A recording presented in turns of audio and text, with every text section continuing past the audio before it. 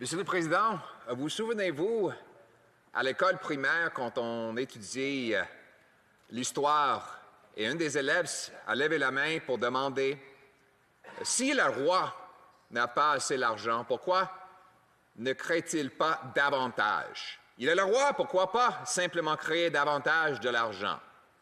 C'était une question posée par presque tous les élèves à un moment donné en apprenant l'histoire quand ils sont jeunes. Et l'enseignant doit expliquer qu'en créant de l'argent, on ajoute à l'inflation. Mais ce n'est pas simplement les jeunes élèves qui posent cette question et qui pensent à cette idée de créer davantage de monnaie pour financer les dépenses des gouvernements. Maintenant, il y a des académiques, les membres du Congrès américain, et même Bernie Sanders, l'un des candidats à la présidentielle aux États-Unis, qui a adopté une proposition qu'on appelle la théorie monétaire moderne. C'est l'idée que les gouvernements peuvent dépenser sans limite avec la création de monnaie par leur banque centrale. Et que s'il y a de l'inflation, comme l'enseignant a averti pendant l'école primaire, les gouvernements vont simplement augmenter les taxes pour supprimer cette inflation. Donc, la population paie en fin de compte, mais au début, ça semble que c'est tout à fait gratuit. Cette théorie augmente en popularité, par contre. Le gouvernement actuel prétend s'opposer à cette théorie. Ils se sont prononcés contre.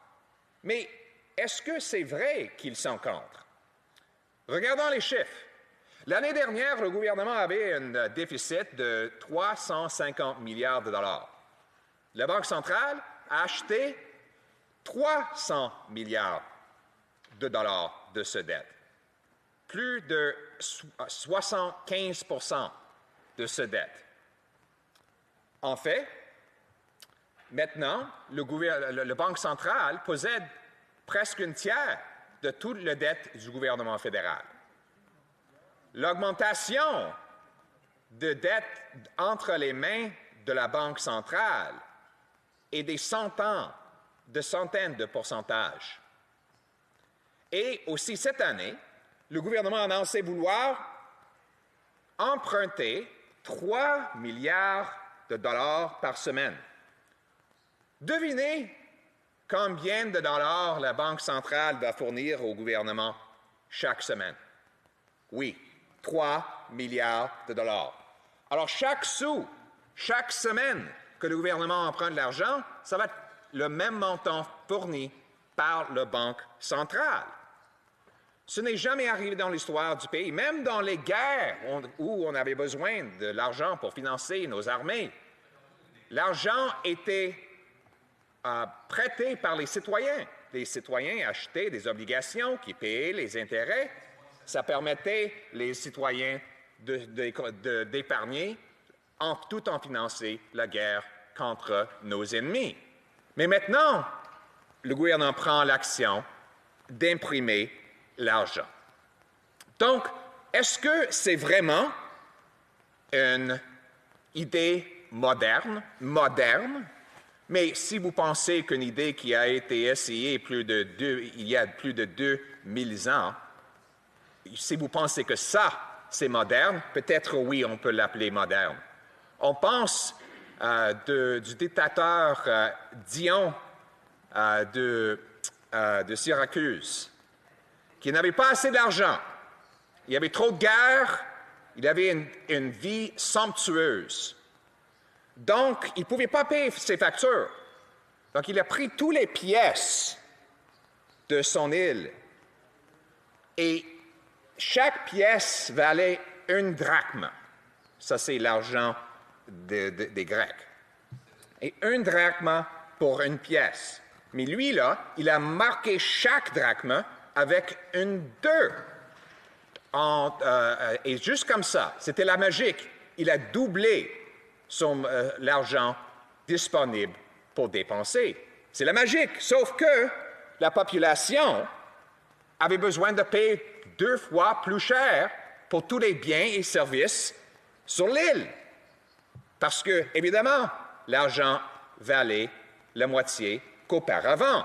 Donc, les très riches, les gens associés aux dictateurs, les banquiers, les grands hommes d'affaires et les chefs militaires étaient beaucoup plus riches, mais les travailleurs avaient besoin de payer plus juste pour se nourrir et pour survivre. Et ce n'est pas juste un exemple.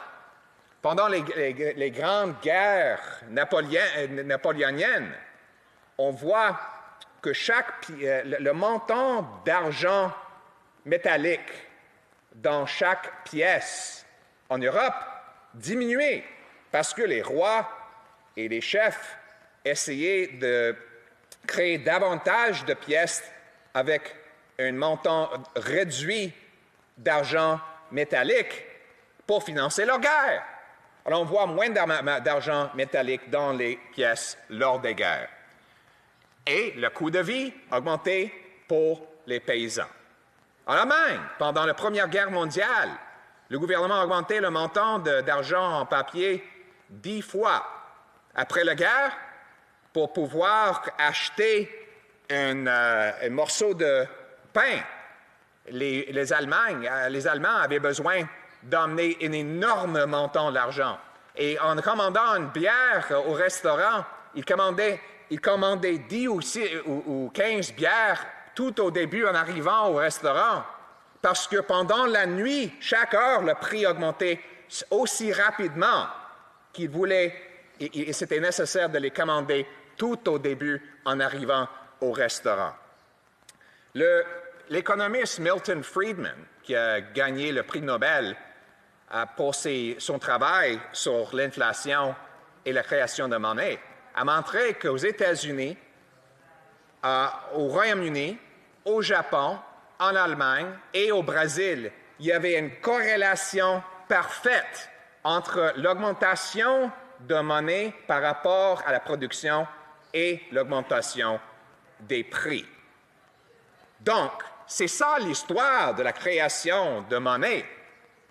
Quand trop de monnaie court après trop peu de biens et services, évidemment, les prix gonflent. Mais est-ce que ça arrive ici au Canada? L'augmentation de prix depuis le gouvernement a commencé de payer ses factures avec l'argent imprimé.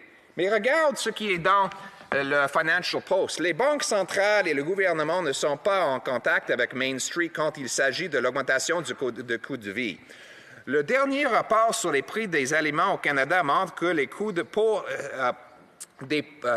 pour chaque année ont augmenté pour la nourriture, pour la viande, 5 à 7 %, pour la boulangerie, 4 à 6 %, pour les légumes, 5 à 7 % et pour l'essence, ça a augmenté de 78 % à 1,18 $. Donc, oui, ça augmente.